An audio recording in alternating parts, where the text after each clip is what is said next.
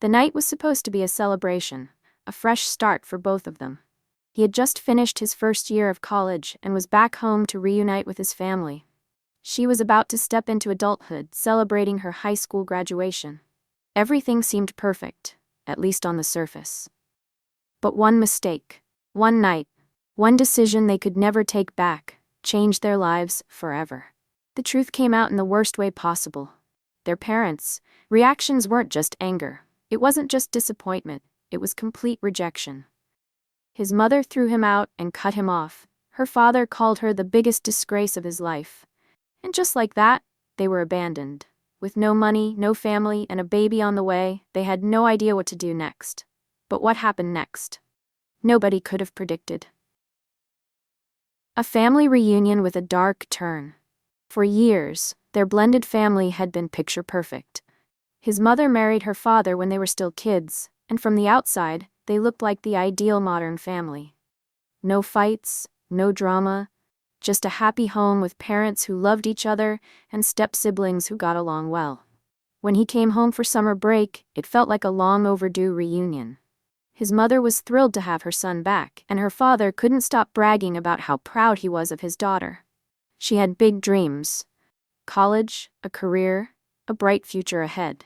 It was supposed to be a night to celebrate everything they had worked for. The house was full of laughter, music, and the clinking of glasses. Relatives and family friends filled the living room, congratulating them both. He felt like he was stepping back into the life he had left behind, a familiar warmth that he didn't realize he had missed so much. But behind all the celebration, something else lingered. A tension that neither of them spoke about. They had always been close as step-siblings, but the bond between them had grown in a way they never talked about. Was it just an innocent connection? Or was it something deeper that neither of them dared to admit? That night, when the party was over and everyone went to bed, the house was quiet. Maybe it was the nostalgia of being back home. Maybe it was the emotions of seeing each other again after a year apart.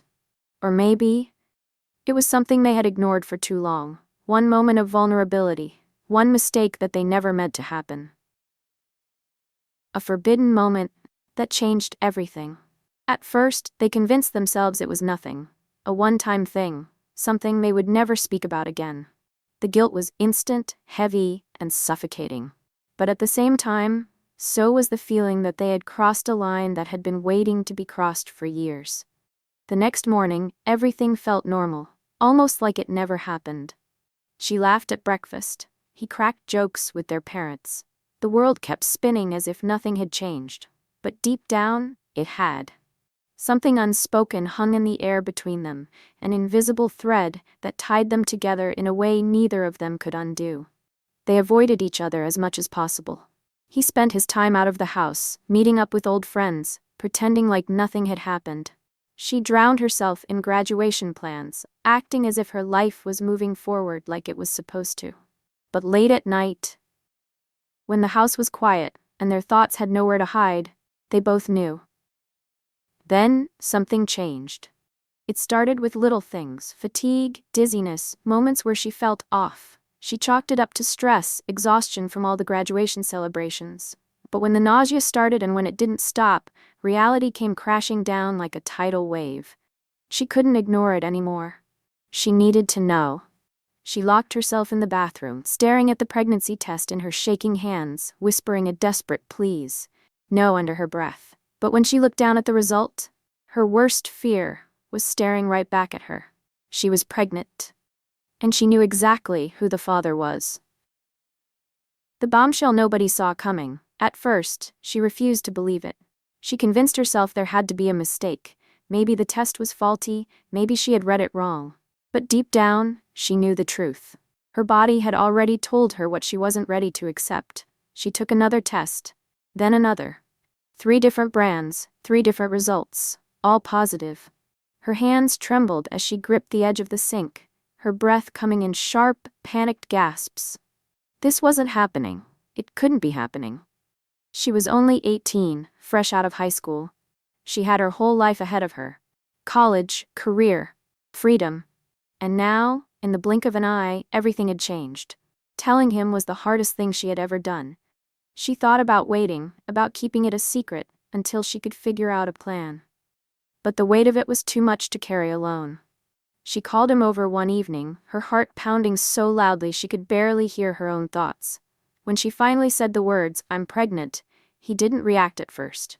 He just stared, blinking slowly, as if his brain was trying to process a language he didn't understand. Then, a short, breathless laugh escaped his lips. "That's not funny. I'm not joking." Her voice cracked. Silence. A long, heavy silence that stretched between them like an unspoken truth neither of them wanted to face. Then, he ran a hand down his face, exhaling sharply. This can't be happening. But it was. And the worst part? They had no idea how to fix it. But if they thought keeping the secret was hard, they had no idea how bad things were about to get. Parents' reactions. Rage, betrayal, and disownment. Her father found out first. She hadn't planned on telling him yet, she was still trying to figure out how to even explain it. But secrets have a way of slipping out at the worst possible moment. And that moment came when he accidentally found the pregnancy test hidden in her bathroom drawer. At first he thought it was a joke, a leftover test from a friend, a mistake. But when she walked in and saw the look on his face, she knew there was no way out of it. His voice was calm at first, too calm. "Tell me this isn't yours." Her throat went dry. She tried to speak, to explain, but the words wouldn't come out. That silence, that was enough. He knew.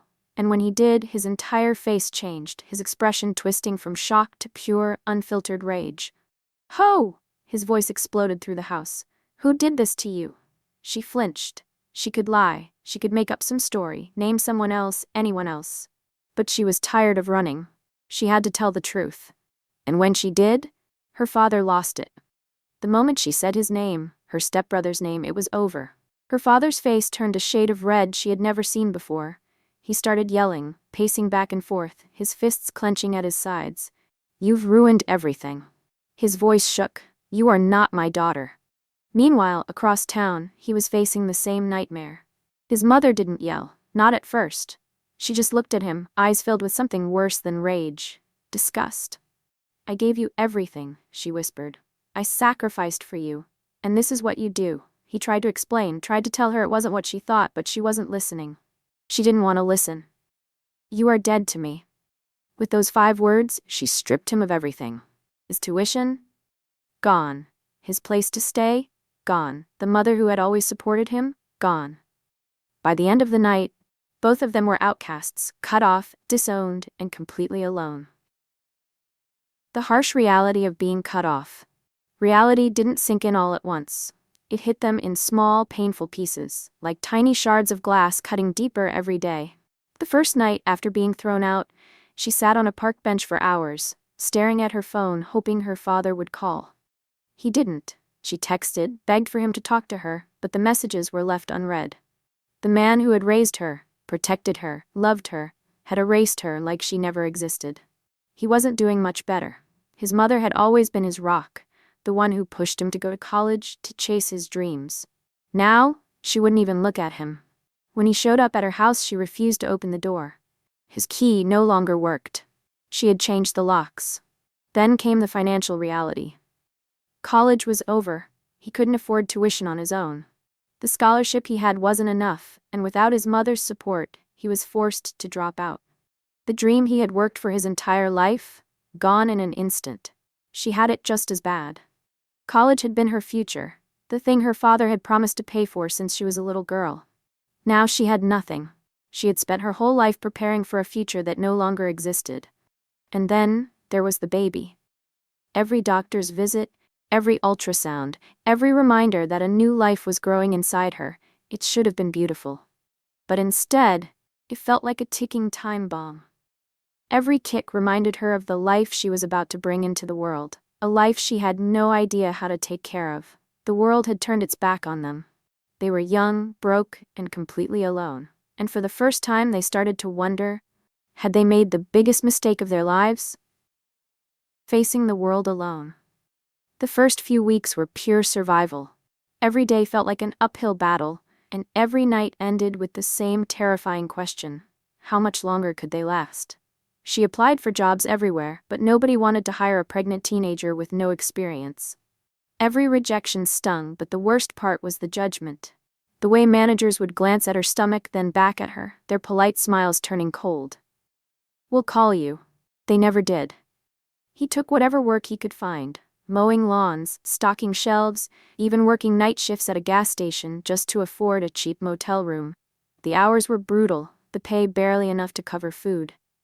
But he didn't have a choice. He wasn't just taking care of himself anymore. The loneliness was unbearable. The friends they had once laughed with, shared memories with, gone. Some whispered behind their backs, others just pretended they didn't exist. It was like they had been erased from their own lives. Then came the doctor's visits. She sat alone in the waiting room, surrounded by mothers with excited smiles, husbands holding their hands, families planning their futures. And her? Just a girl with no support, no home, and no idea how she was going to raise a child. Some nights she lay awake, staring at the ceiling, wondering if her father ever thought about her. If he missed her. If he regretted throwing her away like trash. But every time she reached for her phone, she stopped herself. Why beg for love from someone who had already abandoned her? He felt the same. His mother had once called him her pride and joy. Now, he was nothing to her. He used to think nothing could break their bond, that no matter what, she would always be there. But he had learned the truth the hard way. Love came with conditions, and once you broke those conditions, you were on your own. But just when they thought they had hit rock bottom, something happened that would change everything. Something that neither of them saw coming. Just when they thought things couldn't get worse, life threw them something unexpected. A chance at survival. But the question was, would they take it? It started with a letter. A plain white envelope slipped under their motel room door. At first, they thought it was just another bill.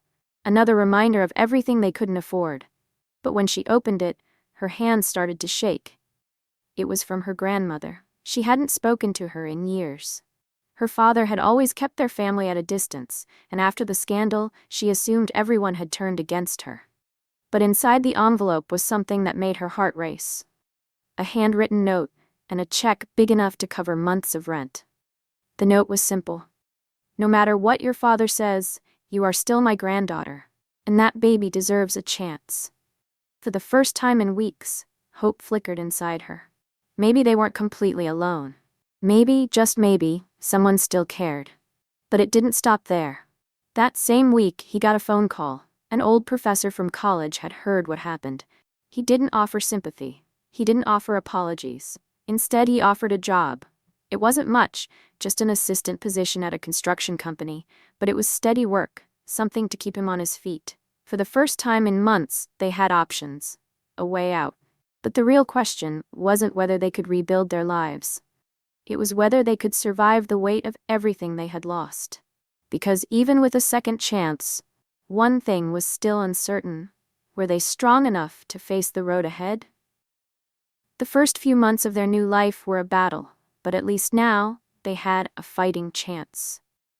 The money from her grandmother helped them move out of the motel and into a small apartment. It wasn't much, just a tiny one-bedroom with peeling paint and a leaky faucet. But to them, it was more than a place to live. It was proof that they could survive. He threw himself into his new job. It was hard labor, long hours, and barely enough pay, but for the first time, he felt like he was building something real. He wasn't a college student anymore.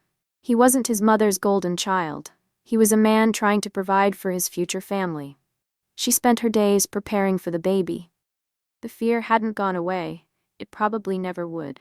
But slowly, she started to feel something else. Determination. She had spent so much time mourning the life she lost that she never stopped to think about the life she was gaining. But even as they found their footing, the ghosts of their past refused to stay buried. One evening, as she was folding baby clothes on the couch, her phone rang. The number on the screen made her heart stop. It was her father. She hesitated. Her first instinct was to ignore it, to protect herself from whatever cruel words he had left to say. But against her better judgment, she answered. The line was silent at first, then his voice came through, softer than she had ever heard it. "Is it a boy or a girl?" Tears filled her eyes. For months she had convinced herself that he didn't care, that he had erased her from his life. But now, for the first time, she heard something in his voice that she never expected. Regret. They spoke for a few minutes. Nothing deep, nothing emotional, just small talk. But when she hung up, she realized something. This wasn't over. Because the truth is, family doesn't just disappear. A week later, he got a message from his mother. It wasn't an apology or even a conversation, just a simple text. "I hope you're okay." It wasn't much, but it was a crack in the wall she had built between them. And that's when they realized something important. They had been waiting for their families to forgive them. Waiting for someone to come in and make things right. But the truth was, they didn't need permission to move forward. They were no longer the scared kids who had been thrown out. They were parents now. And they had one job, to make sure their child had a better life than they did. Would their parents ever truly accept them again? Maybe, maybe not. But that wasn't the question anymore. Because for the first time since that terrible night, they weren't looking back. They were looking forward. And no matter what came next, one thing was certain: they were never going to give up.